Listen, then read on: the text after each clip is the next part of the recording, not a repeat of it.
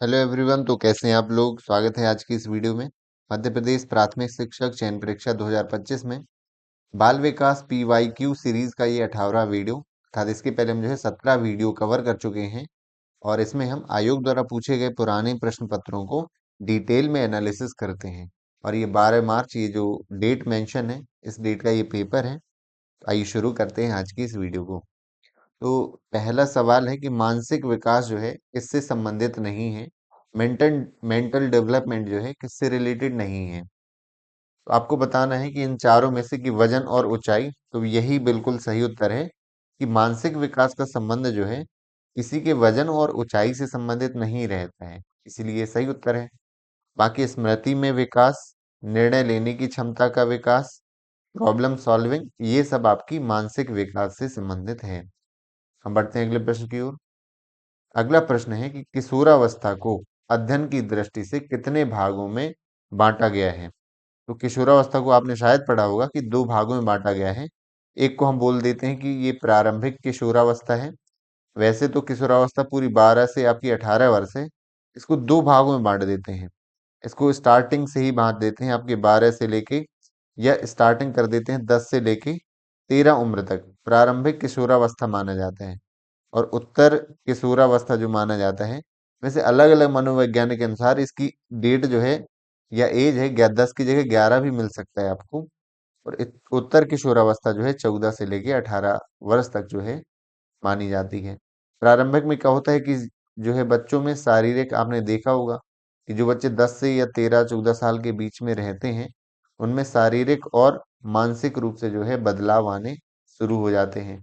वहीं जो बच्चे ये रहते हैं वो अपने वयस्कता की ओर बढ़ते हैं और उनमें जो है भावनात्मक और सामाजिक बदलाव, ये चीजें जो है उत्पन्न होना शुरू हो जाती हैं। तो प्रश्न ये था कि किशोरावस्था को कितने भागों में बांटा है।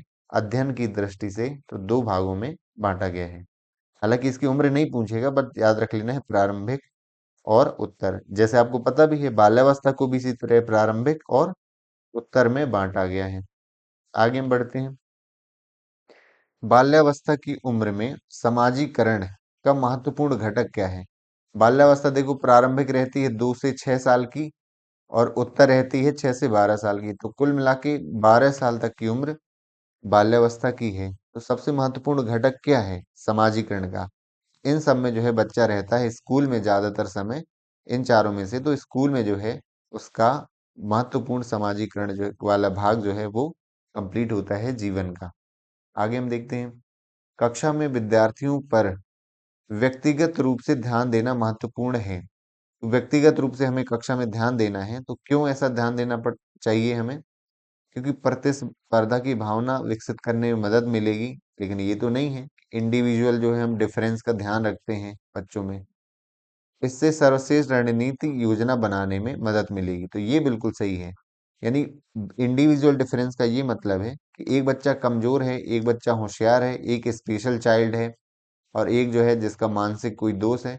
हर एक बच्चे में क्या है, इंडिविजुअल डिफरेंस है।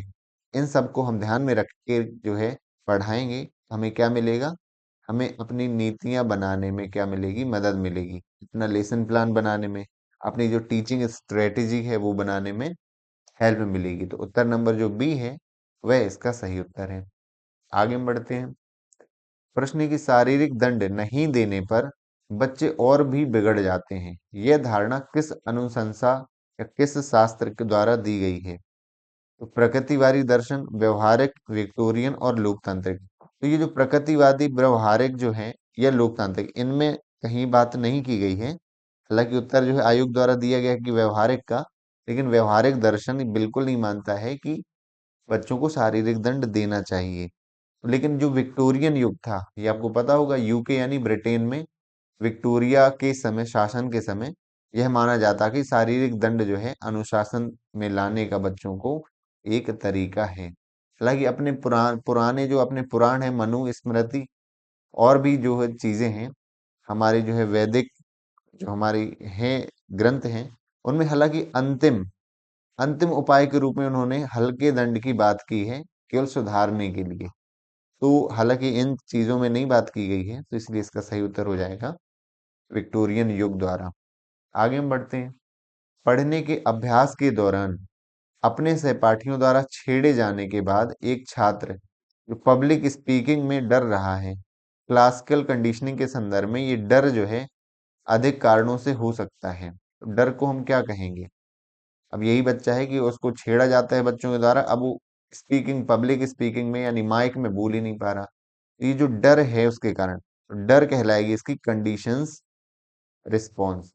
हालांकि जो सहपाठियों द्वारा छेड़ा जाना, ये कहलाएगा उसकी क्या, उत्तेजना कहलाएगी। यानी एक सशस्त्र या सशर्त उत्तेजना कहलाएगी, और इसका परिणाम क्या है, उसका डर। तो ये उसकी प्रतिक्रिया है, कंडीशंस क्या है, उसका रिस्पॉन्स है। आगे हम बढ़ते हैं। आगे देखते हैं कि ये जो कुछ सीखने की अक्षमता वाले बच्चों की तरह व्यवहार संबंधी विकार ज्यादातर बच्चे कैसे रहते हैं। इंग्लिश में देख लेते हैं कि जो बिहेवियर डिसऑर्डर रहता है, और कौन से बच्चे, जो लर्निंग डिसेबिलिटी, ये दो तरह के बालक हैं। एक में क्या है, व्यवहार संबंधी जो विकार हैं, और एक कौन सा है, सीखने वाले बच्चे। इन दोनों में समानता क्या रहती है, ज्यादातर कैसे रहते हैं? तो सामान्य बुद्धि से ऊपर तो ऐसा तो नहीं है कि वो ज्यादा होशियार ऐसा रहते हैं। दोनों का क्या है, शैक्षणिक प्रदर्शन खराब रहता है। बिल्कुल ये सही है कि जो बच्चे थोड़ा सीखने की अक्षमता रहेंगी, यानी सीख नहीं पा रहे हैं, और जो बिहेवियर डिसऑर्डर है, उनका शैक्षणिक प्रदर्शन एक खराब रहता है। उच्च नहीं रहता है, या कम बुद्धि के कारण कम है, ये नहीं, खराब रहता है उनका शैक्षणिक प्रदर्शन, क्योंकि बहुत ज्यादा जो है उन्हें क्या है, डिसेबिलिटी रहती है लर्निंग से संबंधित। यानी उन्हें सीखने की जो है दिक्कत आती है बहुत ज्यादा सीखने में। आगे हम बढ़ते हैं। औपचारिक प्रचलनों में, औपचारिक प्रचालन का मतलब ये है वही जो जीन पियाजे की जो है कौन सी स्टेज, मूर्त संक्रियात्मक अवस्था कहलाती है, 7 से 11 साल। उसको फॉर्मल ऑपरेशनल स्टेज भी कहते हैं। इसमें बच्चा क्या करने लगता है, तो लेबल प्रतीकों को पहचान बनाने लगता है। ये तो हालांकि और पहले सीख लेता है, ये मूर्त संक्रियात्मक नहीं है, इसके पहले है ना, जो आपकी 2 से 6 साल की उम्र है उसमें सीख लेता है। प्रभावशाली अवधारणात्मक अनुभव के कारण जानने लगता है। व्यवहारिक प्रयोग तरीके से मान्य निष्कर्ष निकाल सकते हैं। तो ये ज्यादा सही उत्तर है कि ये जो बच्चे रहते हैं ऑपरेशनल स्टेज में, फॉर्मल जो मूर्त संक्रियात्मक है, व्यवहारिक प्रयोग यानी प्रैक्टिकल एक्सपेरिमेंट करके जो है अपने निष्कर्ष निकालने लगते हैं। तो ये उत्तर जो है इसका सही उत्तर है। आगे देखते हैं, समाजीकरण बच्चे को क्या सिखाता है। तो समाजीकरण से क्या सीखते हैं बच्चे, अपनी भावनाओं को कैसे व्यक्त करें या छुपाएं, नियंत्रित। तो सबसे सही है कि ये इसका जो है कैसे व्यक्त करना है उन्हें अपने इमोशंस, ये सिखाता है कौन, समाजीकरण। आगे देखते हैं, एक प्रगतिशील शिक्षक को अपने विद्यार्थियों को हमेशा प्रेरित करना चाहिए। तो एक प्रोग्रेसिव टीचर है तो बच्चे को क्या कहना चाहिए कि सभी वो प्रश्न पूछे, विषय का ज्ञान प्राप्त करे, या क्लास में चर्चा में तत्परता से बातचीत करे। तो इसका ये ज्यादा सही उत्तर है कि बच्चा जो है इंटरेक्ट करे टीचर से क्लासरूम में, डिस्कशन में। ये प्रोग्रेसिव टीचर जो है के रूप में प्रेरित करना चाहिए किसको, बच्चों को। आगे हम देखते हैं, इंटरेस्ट जो है, व्यक्तियों का जो इंटरेस्ट है वो बहुत डीप रूटेड रहता है, और क्या बनाता है, किसी जो है व्यक्ति का रहेगा, व्यक्ति की आवश्यकता द्वारा ये हो रहेगा इंडिविजुअल। क्योंकि इंटरेस्ट व्यक्ति के क्या रहते हैं, इंडिविजुअल रहते हैं। Individual are deep rooted construct are determined by the need of structure of an individual. व्यक्तिगत ये चीजें रहती हैं। इसको इस तरह से आप जो है क्या कर सकते हैं, एक कॉमन सेंस लगा सकते हैं कि जहां पर इंटरेस्ट की बात आएगी डीप रूटेड रहेगा, सोसाइटी पेरेंट्स की नहीं रहेगा, यहाँ पर एक व्यक्तिगत है, कोई भी हो सकता है व्यक्तिगत रूप में। आगे देखते हैं, एक बच्चे के लिए सामाजिक भागीदारी बहुत महत्वपूर्ण है, यह कथन सही है या गलत है। यह बिल्कुल सही है। ये सही है क्योंकि ज्ञान जो है समाज में अंतर्निहित होता है। बिल्कुल सही है ये। समाज बच्चों को सीखने के बारे में स्कूल को निर्देशित करता है, ऐसा नहीं, स्कूल स्वयं में एक समाज है ना। ये जो बी नंबर का उत्तर जो है इस प्रश्न का सही रहेगा। आगे देखते हैं, डर, प्यार, जुनून, नापसंद, यानी फियर, लव, पैशन और डिसलाइक जो है शामिल करते हुए जो सीखने का वर्णन करते हैं, इस प्रकार की शिक्षा को क्या कहा जाता है, जिसमें सारे ये संवेग भी सिखाए जाते हैं? यह एक अफेक्टिव, अफेक्टिव का मतलब ये रहता है आपका प्रभावी रूप से जो है अधिगम कहा जाता है इस प्रकार की शिक्षा को। आगे हम देखते हैं रुचियां यानी इंटरेस्ट। इंटरेस्ट में क्या किसके द्वारा निर्धारित किया जाता है? आयु निर्धारित करती है हमारे इंटरेस्ट और जरूरत, तो दोनों चीजें आयु के अनुसार और जरूरतों के अनुसार हमारे इंटरेस्ट बदलते रहते हैं। इसका क्या है? दोनों सही उत्तर है। आगे हम बढ़ जाते हैं। इनमें से कथनों का विश्लेषण करना है और सही चुनना है। जन्म के तुरंत बाद बच्चे अलग अलग रंगों पर प्रतिक्रिया देना शुरू कर देते हैं, तो ये बिल्कुल गलत है कि जन्म के तुरंत बाद सभी रंगों पर प्रतिक्रिया नहीं देते हैं। कुछ ही है, जैसे ब्लैक एंड व्हाइट है, सभी रंगों को नहीं पहचान पाते हैं। बचपन के दौरान वजन की सटीक अवधारणा रहती है, तो ऐसा नहीं है, वजन उनका चेंज होता रहता है। बच जो जन्म के दौरान या बचपन के दौरान जो है बिल्कुल फिक्स नहीं रहता है उनका, एक्यूरेट नहीं रहता है, तो ये भी एक प्रकार से गलत है। तो आयोग ने भी यही बताया है कि ये जो दोनों विकल्प हैं यह इस प्रश्न के एक गलत उत्तर है। आगे देखते हैं बाल विकास में क्या शामिल नहीं है। यहाँ चाइल्ड डेवलपमेंट की बात की गई है, तो विकास की विभिन्न अवस्थाएं हम पढ़ते हैं बाल विकास में, बिल्कुल सही है। व्यवहार को संशोधित करने पर और स्थिति और पर्यावरण कैसे प्रभाव डालते हैं, तो ये भी हम पढ़ते हैं कि पर्यावरण का प्रभाव। विकास का पैटर्न भी हम पढ़ते हैं, किस तरह से पैटर्न रहता है डेवलपमेंट का। और समाजीकरण, हालांकि आयोग द्वारा डी उत्तर दिया गया है, लेकिन समाजीकरण का भी जो है बाल विकास पर बहुत प्रभाव पड़ता है। समाजीकरण ही तो हमें सिखाता है कि बच्चा जो है कैसे व्यवहार करेगा, कैसे मूल्यों को सीखेगा, है ना। ये सारी चीजें जो कौन सिखाता है? ये व्यवहार सिखाता है। मानदंड क्या होंगे, सामाजिक संबंध, सब समाजीकरण से ही बाल विकास जो है शामिल है, समाजीकरण। तो ये जो है इनमें से कोई इसका उत्तर नहीं होगा। कौन नहीं है? वैसे इसका उत्तर एक अलग से हम माने अलग से बना सकते हैं, इनमें से कोई नहीं, ये इसका उत्तर जो है हो जाएगा। आयोग देखो वो इस तरह की बहुत गलतियां करता है।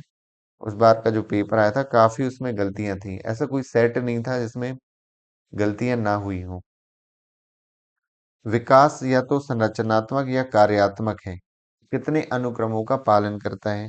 तो विकास ये दोनों तरह का होता है, और दो अनुक्रम यानी दो सीक्वेंस रहते हैं विकास के, आपको पता है बच्चों के।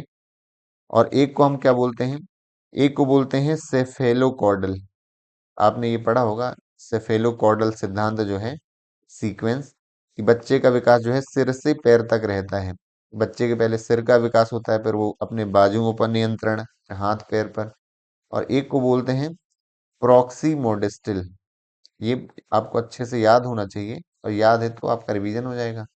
ये आपका केंद्र से परिधि की ओर विकास होता है, पहले उसका जो है केंद्र का होता है विकास, फिर उसके चारों तरफ विकास होता है। ये जो है दो अनुक्रम पालन करता है विकास। आगे देखते हैं एक बच्चा है एक्स, एक जगह से दूसरी जगह जाने में, सीढ़ियों में चढ़ने में उसे दिक्कत होती है, यानी वो डिसेबल चाइल्ड है। 8वीं कक्षा में स्कूल के लिए जाता है, पहली मंजिल पर आपकी कक्षा है मान लो। स्कूल को क्या करना चाहिए कि वो उस बच्चे को जो है आसानी हो स्कूल जाने में या कक्षा में पहुंचने में? तो प्रवेश से मना कर देना चाहिए, तो ऐसा बिल्कुल गलत है। समावेशी शिक्षा के तहत हमें किसी बच्चे को मना नहीं करना है स्कूल में। कक्षा को जो है ग्राउंड फ्लोर पर चेंज हम कर दें ताकि वो बच्चा पहुंच सके, और एडमिशन दे देना चाहिए, तो यही इस प्रश्न का सही उत्तर है। बच्चों को इस शर्त पर स्वीकार करना चाहिए कि पेरेंट्स आएंगे और पहली मंजिल तक पहुंचाएंगे, तो ये गलत है। और ये भी गलत है कि स्कूल के लड़के को पहली मंजिल तक पहुंचने में व्यवस्था की जा सके। उच्च मासिक शुल्क भुगतान, यानी उससे ज्यादा हम फीस वसूलेंगे इस बात की कि उसे हम व्यवस्था कर रहे हैं ऊपर ले जाने की फर्स्ट फ्लोर में, तो ये भी गलत है। आपका उत्तर सही है, आपका सेकंड नंबर कि अब क्लास तो ग्राउंड फ्लोर में भी लगती है स्कूल में और फर्स्ट फ्लोर में, तो उस क्लास को ही किस में चेंज कर दिया जाए? ग्राउंड फ्लोर में, तो ये इसका सही जो है उत्तर हो जाएगा। आगे देखते हैं मुख्य धारा में शामिल होने के बारे में कौन सा सही नहीं है। मुख्य धारा आप समझ गए होंगे। मुख्य धारा वो कहलाती है जैसे कि कुछ बच्चे पढ़ाई से दूर हैं, है ना, बैकग्राउंड की वजह से, तो उनको मेन स्ट्रीम में लाना, पढ़ाई के साथ जोड़ना, ये कहा जाता है वैसे। तो यह एक तरीका है, विशेष आवश्यकता वालों बच्चों के साथ व्यवहार किया जाता है, तो इसे हम कह सकते हैं। कौन सा सही नहीं है ये बोलना है। विशेष आवश्यकता वाले बच्चों को विशेष प्रशिक्षण दिया जाता है, बिल्कुल, ताकि वो मेन स्ट्रीम में आ पाए। और समान स्कूलों से जाने से पहले किया जाता है, यह विशेष आवश्यकता वाले बच्चों को समान स्कूल से जाने से पहले किया जाता है, पहले कर सकते हैं। इस प्रक्रिया के बाद कॉमन स्कूल में भेज दिया जाता है। हालांकि मेन स्ट्रीम में शामिल होने के बारे में, हालांकि ऐसा कोई विकल्प नहीं है इन चारों में से कि जो ये बताए कि मुख्य धारा के बारे में गलत है, क्योंकि मुख्य धारा में सभी बच्चों को कॉमन स्कूल में ही पढ़ाया जाता है। हालांकि आयोग ने डी को सही माना है, फिर भी यह आयोग का जो उत्तर है ये कहीं ना कहीं गलत प्रतीत होता है। इसको आपको ऐसा याद रखना है कि चारों ही विकल्प इसके क्या हैं, सही हैं। आगे, कौन सा आनुवंशिकता द्वारा सबसे अधिक परिभाषित है? तो आनुवंशिकता का प्रभाव क्या भावना पर पड़ता है, नैतिकता पर, सामाजिक या बुद्धि? इन सबसे सबसे ज्यादा जो है हमारी बुद्धि पर प्रभाव आनुवंशिकता का पड़ता है, इन बाकी तीन की अपेक्षा। आगे हम देखते हैं। ये बुक के ऑथर हैं, एक फैक्चुअल क्वेश्चन है। आई एंड दाउ, हु लिखा है, वैसे दो पढ़ते हैं इसको। आई एंड दो जो है मार्टिन बुबेर, इनकी एक पुस्तक है, एक मनोवैज्ञानिक रहे हैं। आगे हम देखते हैं। गार्डनर का बहुबुद्धि सिद्धांत आपने पढ़ा है। कल्पनाशील सोच और मानसिक चित्रण किसमें शामिल है? कोई बहुत कल्पनाशील सोच पाता है, मानसिक चित्रण कर पाता है, इसको हम किसमें कहेंगे? तो ये आएगा आपका स्पेशियल इंटेलिजेंस या वस्तु प्रेक्षण बुद्धि। यानी कल्पनाशील सोच, यानी वो सोच सकता है, कल्पना कर सकता है वस्तुओं चीजों के बारे में, दृश्य के बारे में, तो ये वस्तु प्रेक्षण के अंतर्गत आएगा। भाषा में नहीं आएगा, तार्किक यानी मैथ में नहीं आएगा। यहाँ बॉडी की बात नहीं की गई है। एलिमिनेशन मेथड से भी आप उत्तर लगा सकते हैं। अभिप्रेरणात्मक चक्र का द्वितीय चरण क्या है? तो मैंने मोटिवेशनल साइकिल के आपके छह पांच जो चरण है वो मैंने आपको बताए हैं। कि पहला रहता है आपका आवश्यकता, और दूसरे को बोला जाता है क्या? अंतर्नोद। एग्जाम्पल से ही बताया था, किसी को मान लो बहुत तेज भूख लगती है, भूख लगने से हमारे शरीर में क्या होती है? बेचैनी। और यदि बेचैनी नहीं होगी तो हम भूख के लिए प्रयास ही नहीं करेंगे। अंतर्नोद मतलब आवश्यकता के बाद उत्पन्न होता है, दूसरा चरण कहलाता है अंतर्नोद। इसके बाद आपका वही आ गया क्या? पुरस्कार आ गया।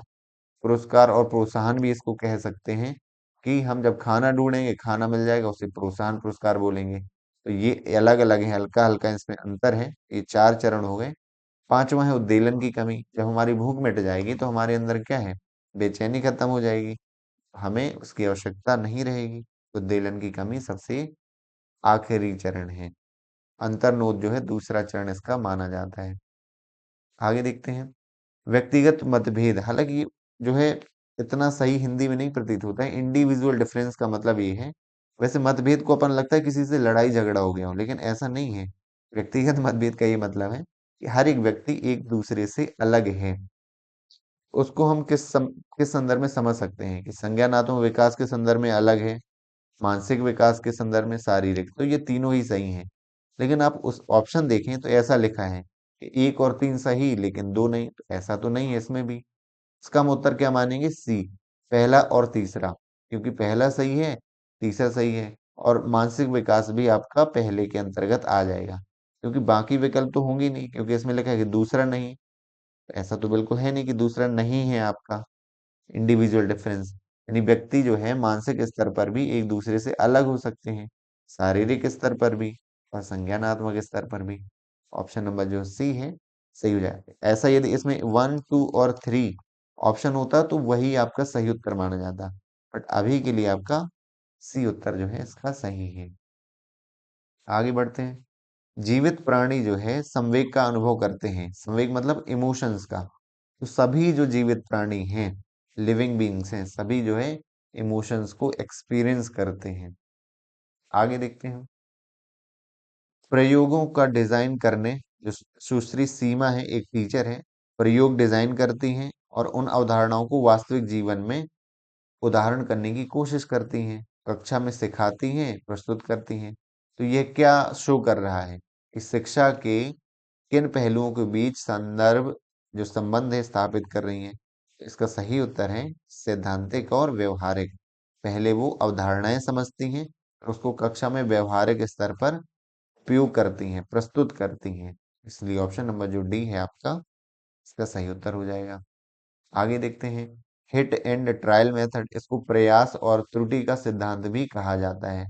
आपको पता होगा कि किसने बिल्ली पर प्रयोग किसने किया था? थॉर्नडाइक ने। तो मछली पकड़ने की कोशिश करने वाली बिल्ली का प्रयोग किसके द्वारा किया गया था? थॉर्नडाइक के द्वारा में।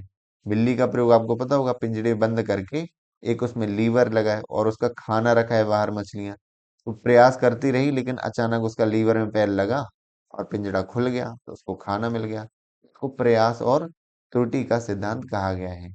यानी किसी अनुक्रिया को जो है बार बार दोहराते हैं जिससे वो परिणाम जब तक नहीं मिल जाता है। तो हालांकि आप उदाहरण बस याद रखेंगे तो उससे आपका काम हो जाएगा। आगे देखते हैं, सारांश महत्वपूर्ण है। आपका जो सारांश, कंक्लूजन या रिकैपिचुलेशन जो कहलाता है वो इम्पोर्टेंट रहता है। ऐसा क्यों है?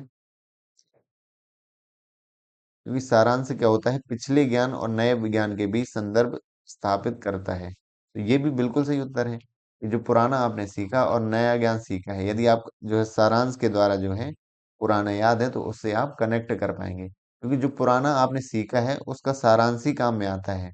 आपको पूरा याद नहीं रहता, एक कंक्लूजन याद रहता है, तभी तो आप नई चीजों में सीख पाते हैं।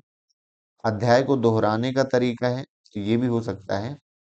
शिक्षार्थियों का अधिक बुद्धिमत्तापूर्ण बनाता है। कक्षा को शुरू करने में आसान होता है कंक्लूजन। देखो यहाँ एक जैसे उत्तर हैं, तो नए नए ज्ञान के बीच संदर्भ जो है इस संबंध स्थापित करने में मदद करता है। ये इसका जो है सही उत्तर है, आयोग ने इसको सही उत्तर माना है। आगे देखते हैं, अधिगम प्रक्रिया किसके द्वारा जो है बढ़ती है? तो हम जो है अधिगम प्रक्रिया में आईसीटी का यूज करते हैं, आईटी का नहीं यूज करते हैं। केवल एक जो है इसका सही उत्तर है। आईटी वहां है जहां बहुत ज्यादा जो आप सीनियर क्लास में पढ़ते हैं कि cloud computing, coding, computers, web designing, ये आईटी यानी एक सीनियर क्लासेस की बात हो गई। यहाँ पर क्या है, हम बाल विकास पढ़ रहे हैं तो आईसीटी का जो है हम उपयोग इसका पढ़ते हैं। आगे देखते हैं, आज की वीडियो का आखिरी प्रश्न है कि आंगनबाड़ी कार्यकर्ता, आंगनबाड़ी जो सहायक हैं, आपके पर्यवेक्षक हैं, सुपरवाइजर, जिसकी वैकेंसी भी आ रखी है, एडमिट कार्ड आ गए हैं आपके, या जिला कार्यक्रम अधिकारी है, इन सबको मिलाकर कौन सा दल इन्हें बोला जाता है? इसका उत्तर आपको किसमें देना है? कमेंट बॉक्स में। कमेंट बॉक्स में केवल आंसर ना दिया करिए, थोड़ा सा एक आध लाइन उसके बारे में लिखा करिए कि आपने उत्तर बताए तो उसका फुल फॉर्म भी बता देना जो इसका उत्तर हो। तो उससे क्या है कि थोड़ा और बच्चे कमेंट देखेंगे, उनको कुछ और सीखने मिल जाएगा। अभी जो है हम पुराना प्रश्न देखते हैं जो हमने कल वीडियो में देखा था। जो मूल्यांकन का उद्देश्य है, मूल्यांकन का उद्देश्य क्या रहता है? मूल्यांकन उद्देश्यपूर्ण कब माना जाएगा कि हमारा मूल्यांकन था कि छात्रों ने अच्छे अंक हासिल कर लिए, उसे हम नहीं मानेंगे मूल्यांकन। हालांकि लोग ऐसा ही समझते हैं कि अच्छे अंक आ गए बच्चों के मतलब हमारा असेसमेंट बहुत अच्छा रहा। ऐसा नहीं है। परीक्षा में प्रश्न संतुलित हैं। इसका उत्तर बिल्कुल ये सी नंबर सही है कि मूल्यांकन हम तब मानेंगे जब छात्रों और शिक्षकों के लिए एक प्रतिक्रिया के रूप में कार्य करे। हम मूल्यांकन इसलिए करते हैं असेसमेंट, ताकि छात्रों को उससे फीडबैक मिले कि हाँ हम किस स्तर पर हैं, हमें किस स्तर पर जाना है अभी आगे। सिर्फ ये टैग लगाना नहीं रहता है कि बहुत अच्छे नंबर आ गए, उसका क्या, मेन तो हमारा उद्देश्य सीखना है ना। तो हमने कितना सीखा ये पता होना चाहिए, मूल्यांकन का यही उद्देश्य होता है। ऑप्शन सी इसका सही उत्तर था हमारा। और सारे जो है लोगों ने जो कमेंट किया है वो यही उत्तर दिया है। तो आज के लिए इतना ही। आई होप जो है आपको वीडियो पसंद आई होगी। वीडियो पसंद आती है तो जरूर, कम से कम जितने लोग देख रहे हैं उतने लाइक तो कर ही सकते हैं, क्योंकि ऐसा देखा गया है कि बहुत सारे लोग देखते हैं वीडियो और लाइक नहीं करते। उतने लाइक तो मैं एक्सपेक्ट कर ही सकता हूँ आपसे। और कोई आप जो उत्तर कमेंट बॉक्स में करिए, सजेशन दीजिए। और जो दोस्त तैयारी कर रहे हैं तो दोस्तों सही समय यही है तैयारी का, उनको जरूर शेयर करें तो उन्हें भी इस वीडियोस का भी लाभ मिले। Thank you so much for watching this video. मिलते हैं अगली वीडियो में। Thank you.